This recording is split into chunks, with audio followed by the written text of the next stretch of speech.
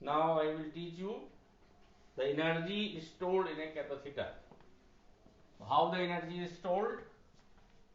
Energy is stored in form of electrostatic energy or electric field. So let there are two. So to find the energy, we will find the work done to displace the second plate from the first plate. In displacing the second plate, the work done is stored as electrostatic energy inside the capacitor. So to find the expression for work done, first we will find the force between two plates. Let there is one plate positively charged and there is second plate it is negatively charged. The field produced by first plate, field means electric field produced by plate 1 is equal to sigma by 2 epsilon naught. Here sigma is the surface charge density, it is charge divided by area.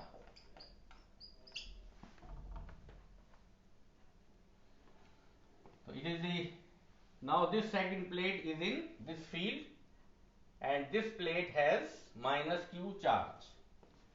So force on this plate, force experienced by plate 2 F is equal to q E. You know that charge into electric field. So it is q minus q, suppose minus q into q by 2a epsilon naught, it will be minus q square by 2a epsilon naught. So this, the magnitude of force will be given by q square by 2a epsilon naught. So to displace, suppose initially plates are very close and we want to displace second plate by separation D. So force is in this direction F. So we have to apply equal force in this direction. If we move slowly the second plate, then work done will be Fd. And F is q square by 2a epsilon naught multiplied by d. So we know that epsilon naught a by d is equal to c. So d by epsilon naught a will be 1 upon c. So it will be q square by 2c.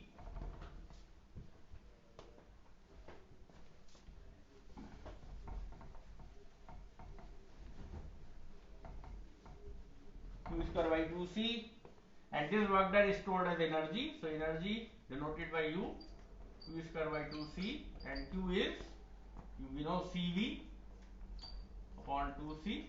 So we will get the formula 1 upon 2 Cv square,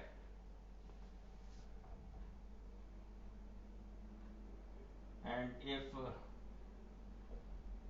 I write 1 upon 2 q by v into v square, we will get 1 upon 2 qv. This is another formula. Now in other way we can also do it. In second method, let there is a charge q on the capacitor of capacitance C, then potential difference will be q by C. Let me give further charge dq.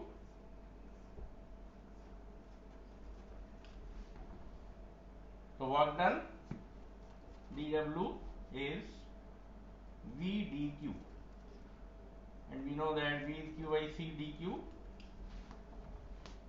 So total work done to charge it from 0 to maximum q it will be q square by 2c, 0 to q, we will get q square by 2c half cv square half qv. Initially we have derived it. In this way we can also find the energy stored in a capacitor.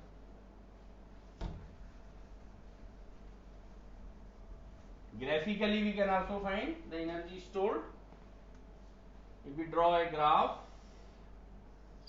between q and v, you will get a straight line.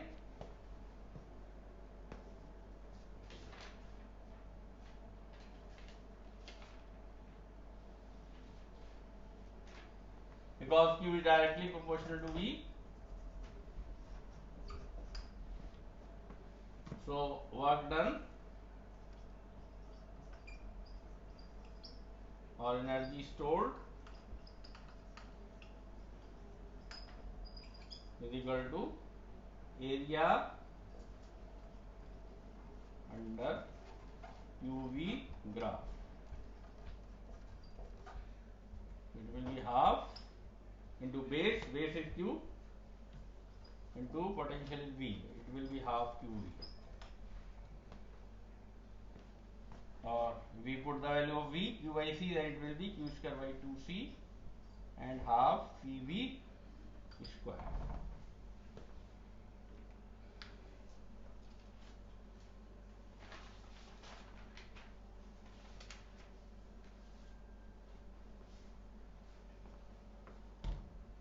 If we connect the capacitors in series,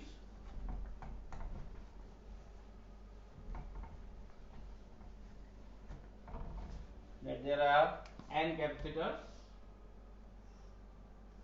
connected in series,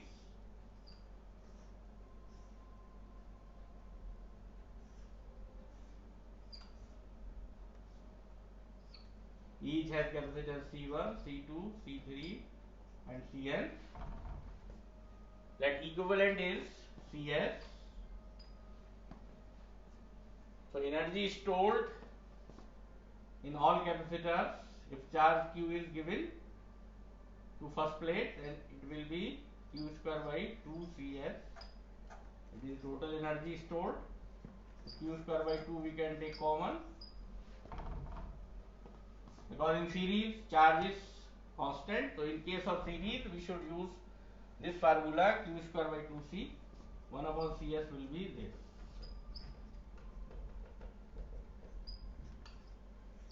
It will be q square by 2c1, 2c2,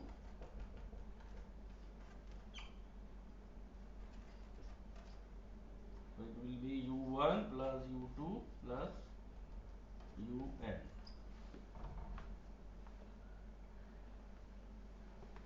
If they are connected in parallel,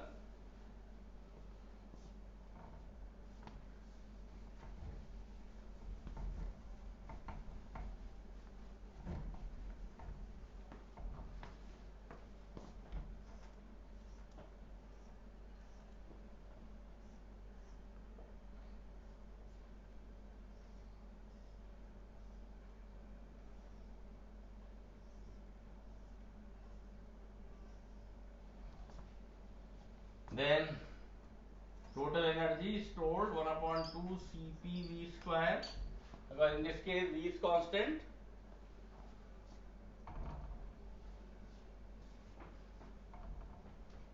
So we can write in Cp C1 plus C2 plus Cn V square,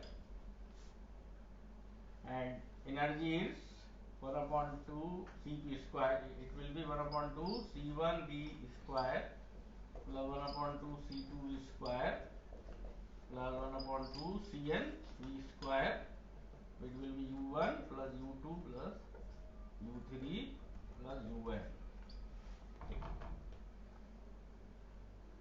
Here we are seeing that energy stored in parallel combination or series combination is the sum of energy stored in individual capacitors.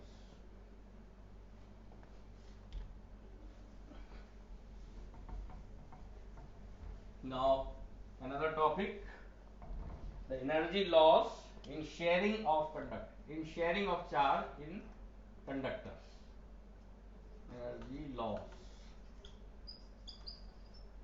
in sharing of charge. Let there are two conductors, first separated, one is at potential V1, another at V2. Capacitance is C1 and C2. So energy in them separately, U1 is equal to 1 upon 2 C1 V1 square. In second, 1 upon 2 C2 V2 square. So total energy U1 plus U2 is equal to 1 upon 2 C1 V1 square plus 1 upon 2 C2 V2 square. Now we connect them.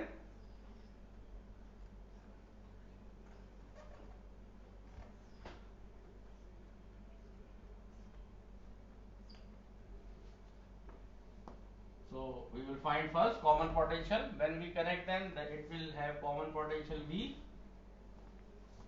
By law of conservation of charge, initially the charge on first conductor is C1 V1, in second is C2 V2. And now because on connecting both conductors are in parallel, so capacitance will be C1 plus C2 and common potential is V. Now the charge is this. Charge neither be evolved nor be destroyed, so we can find common potential C1 V1 plus C2 V2 upon C1 plus C2. So now energy 1 upon 2 C equivalent V square.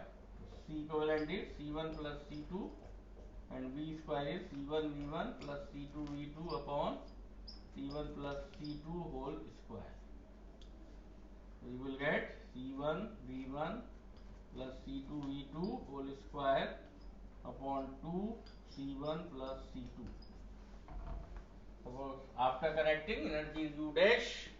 Now we find loss in. If you find delta U means U minus U dash. If it comes a positive quantity, then it means U is more than U dash and there is a loss of energy 1 upon 2 C1 V1 square plus 1 upon 2 C2 V2 square minus C1 V1 plus C2 V2 upon 2 C1 plus C2 whole square. No, it will be C1 V1 plus C2 V2 whole square upon 2 C1 plus C2. When you will calculate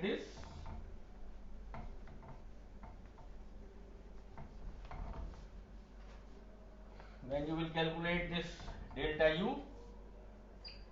you will get C1